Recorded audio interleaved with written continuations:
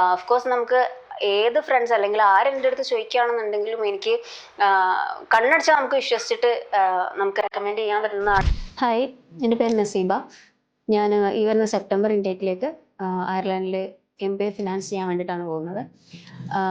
എഡ്ഹോക്ക് Chennai branch വഴിയാണ് ഞാൻ apply ചെയ്തിട്ടുണ്ടായിരുന്നത്. എൻ്റെ ബ്രദർ വഴിയാണ് ഞാൻ എഡ്ഹോക്കിനെ കുറിച്ചിട്ട് അറിയുന്നത്.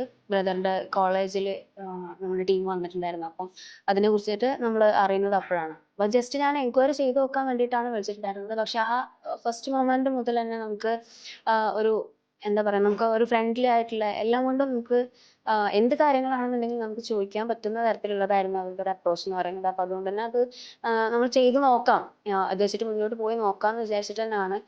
അവിടെ എൻ്റെ കൗൺസിലർ വന്നിട്ടുണ്ടായിരുന്നത് എമി വന്നിട്ടുള്ളതായിരുന്നു.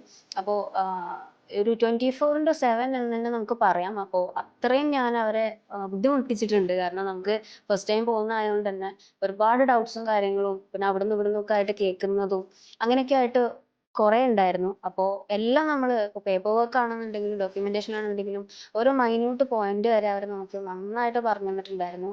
ഭയങ്കരമായിട്ട് ഹെൽപ്പ് ചെയ്തിട്ടുണ്ട് എല്ലാം കൊണ്ടും. അപ്പോൾ അത് full thanks to Emi and team.